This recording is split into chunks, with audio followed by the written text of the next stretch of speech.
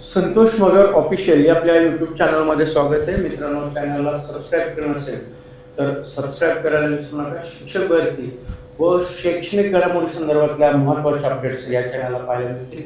जर तुम्ही हा व्हिडिओ फेसबुकवरती इंस्टावरती पाहत असाल तर त्या ठिकाणी फॉलो करायला विसरू नका. आज शिक्षक भरतीच्या संदर्भामधली एक महत्त्वाची बैठक मंत्रालय स्तरावरती पार पडलेली आहे. नेमकी बैठक कुठल्या विषयासंदर्भात होती, त्या बैठकीमध्ये काय झालं या संदर्भातला हा वृत्तांत व्हिडिओच्या माध्यमातून आपल्यापर्यंत देत आहे. मित्रांनो, गेल्या एक महिना झालं, एक महिन्यापासून जी सुविधा उपलब्ध करून दिली होती की पवित्र पोर्टलवरती जागा नोंद करण्यासंदर्भातली, त्याची मुदत आता परत 15 जून करण्यात आली.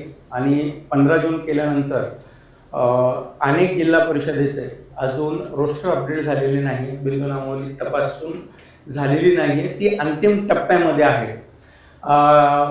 त्यामध्ये आता अंतिम टप्प्यामध्ये असल्यामुळं जी 15 तारखेपर्यंतची मुदत दिलेली होती, कदाचित ती मुदत पुन्हा एकदा त्या ठिकाणी वाढू शकते. नवीन मुदत जे त्या ठिकाणी मिळू शकते. आता 15 जूनपर्यंत तरी मुदत दिली, परत त्या ठिकाणी मुदत तर वाढणारच आहे. परंतु यामध्ये काही सूचना ह्या वरिष्ठ अधिकाऱ्यांनी सर्व जिल्हा परिषदेच्या सीओना, महानगरपालिका आयुक्तांना त्या संबंधित जे अधिकारी आहेत त्यांना त्या ठिकाणी दिलेले आहेत. आज जी काही मीटिंग झाली त्या मीटिंग संदर्भामध्ये महत्त्वाचे विषय 2 होते. एक होता शिक्षक भरती आणि दुसरा विषय होता पदोन्नती. म्हणजे सर्व जी मीटिंग होती ती 16 विषयाला घेऊन होती, परंतु शिक्षक भरतीच्या संदर्भात हे 2 विषय त्या ठिकाणी महत्त्वाचे होते. एक म्हणजे शिक्षक भरती नोंदणी आणि पदोन्नती. आता पदोन्नतीचं जर आपण बघितलं तर अनेक जिल्हा परिषदेच्या पदोन्नत्या त्या ठिकाणी थांबलेल्या आहेत.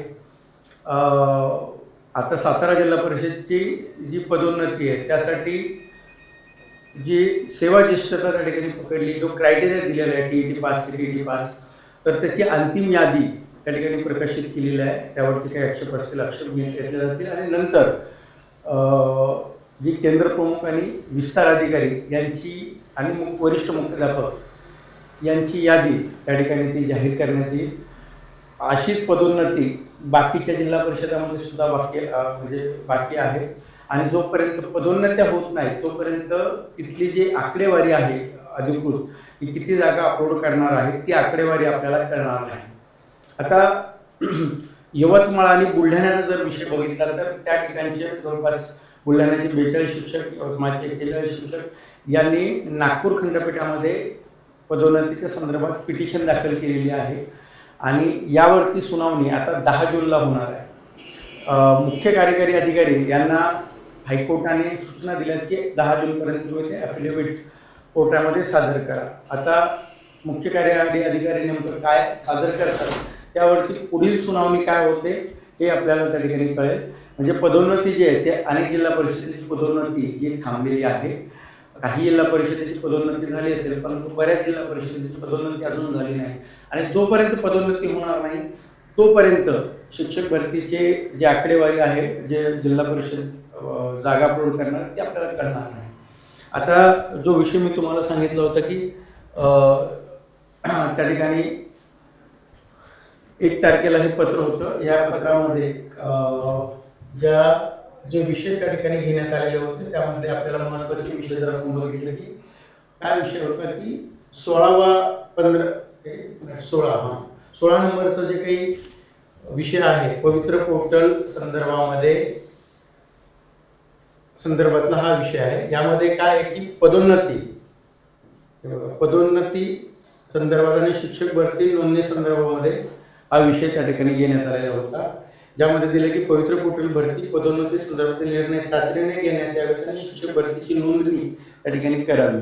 आता पदोन्नती असेल किंवा शिक्षक भरतीची नोंदणी असेल ती अजून बाकी आहे अनेक जिल्हा परिषदेची. त्यामुळं ह्या सूचना त्या ठिकाणी दिल्या कोणाला, आता आयुक्त पण त्या मीटिंगमध्ये होते आणि माननीय मंत्री महोदय, प्रधान सचिव, उपसचिव, आयुक्त, संचालक SRT, त्यानंतर परीक्षा परिषद, बालभारती अध्यक्ष, परीक्षा परिषद, शिक्षण संचालक प्राथमिक, माध्यमिक आणि योजना, जिल्हाधिकारी, सर्व मुख्य कार्यकारी अधिकारी, उपसंचालक, शिक्षणाधिकारी, सर्व मुंबई असेल, महानगरपालिका असेल, या सर्वांना ह्या सूचना दिल्या आणि महत्त्वाच्या सूचना आहेत. बाकीचे विषय त्या ठिकाणी होते, शाळा प्रवेश, सर्व प्रवेशोत्सव नियोजन वगैरे, परंतु आपल्यासाठीचा महत्त्वाचा काय होता तर हा म्हणजे जी ऑनलाईन राज्यस्तरीय बैठक झाली त्या बैठकीमधला हा महत्त्वाचा विषय होता. त्यामुळे पदोन्नती झाल्यानंतर अनेक जिल्हा परिषदा या आपल्या जागा त्या ठिकाणी अप्रूव्ह करतील. आता काही जर युट्यूबला व्हिडिओ टाकतात की एवढ्या जागा ह्या जिल्हा परिषदला आहेत, तेवढ्या जागा जिल्हा परिषद अधिकृत आकडेवारी त्या ठिकाणी टाकल्या जाते, परंतु पवित्र पोर्टलला नोंदणी होणारी जी संख्या आहे ती त्या ठिकाणी अद्याप माहिती झालेली नाही किंवा ती अधिकृत नाही आहे. अनेक जण म्हणतात की पुणे जिल्हा परिषद 500 येतील, इथं एवढे येतील, तर तसं नाही आहे. अधिकृत झडपी हे त्या ठिकाणी ठरवेल. आता ही जी काही माहिती तुम्हाला मी त्या ठिकाणी सांगतोय, काय झालंय, सातारा जिल्हा परिषदच्या प्राथमिक अंतर्गत जे शिक्षण विस्तार अधिकारी, केंद्र प्रमुख आणि मुख्याध्यापक, वरिष्ठ मुख्याध्यापक यांच्या पदोन्नतीची प्रक्रिया त्या ठिकाणी सुरू आहे आणि ही याची जी सेवा ज्येष्ठता यादी ती सुद्धा प्रसिद्ध केलेली आहे. त्यामुळं ती यादी लवकरात लवकर त्या ठिकाणी ती पदोन्नती त्यांना दिल्या जाईल. आता पवित्र पोर्टलच्या भरती कामी जिल्हा परिषद शाळेमधील शिक्षकांची ही बिंदू नामावली ही अंतिम टप्प्यामध्ये आलेली आहे आणि बिंदू नामावली तपासून सुमारे 334 जागा ह्या शिक्षकांच्या त्या ठिकाणी सातारा जिल्हा परिषद भरणार आहे. सातारा झडपी किती भरणार आहे जागा, तर 334 जागा ह्या सातारा झडपी त्या ठिकाणी भरणार आहे. 334 जागा. मागच्या वेळेस जवळपास हजारच्या आसपास जागा भरल्या होत्या, 1000+ जागा सातारा झडपीने भरल्या होत्या, परंतु ह्या वेळेस झडपी किती भरणार आहे तर 334 जागा त्या ठिकाणी भरणार असल्याची माहिती कळते. पाठपुरावा केला, आणखीन थोडंसं दबावानंतर थोड्याफार याच्यामध्ये जागा वाढू शकतात, परंतु सध्याची माहिती जी कळते ती 334 जागेची आहे आणि 334 पर्यंत जागा या पवित्र पोर्टलला येण्याची शक्यता आहे सातारा झडपीची. अशीच माहिती तुम्हाला त्या झडपीमध्ये काढता येईल की त्या झडपी ती जिल्हा परिषद किती जागा भरणार आहे. ॲक्च्युली पदोन्नती झाल्यानंतरच ह्या आकडेवारी त्या ठिकाणी बाहेर येईल आणि ज्यांच्या बिंदू नामावली अंतिम झालेली आहे, तुम्ही ते जाऊन तिथं जर चेक केली बिंदू नामावली अंतिम झाल्यानंतर आणि पदोन्नती झाल्यानंतर त्यावेळेस खरी आकडेवारी ही बाहेर येईल. ही होती महत्त्वाची अपडेट्स. जर तुम्हाला व्हिडिओ आवडला असेल तर हा व्हिडिओ आपल्या मित्रांपर्यंत शेअर करायला विसरू नका, कारण अत्यंत महत्त्वाचे व्हिडिओज तुम्हाला या चॅनलला पाहायला मिळतील. पुन्हा एकदा विनंती करतो, चॅनलला सबस्क्राईब केलं नसेल, नवीन असाल तर सबस्क्राईब करायला विसरू नका. परत भेटूया नवीन अपडेट घेऊन, नवीन माहिती घेऊन. तोपर्यंत सर्वांना धन्यवाद.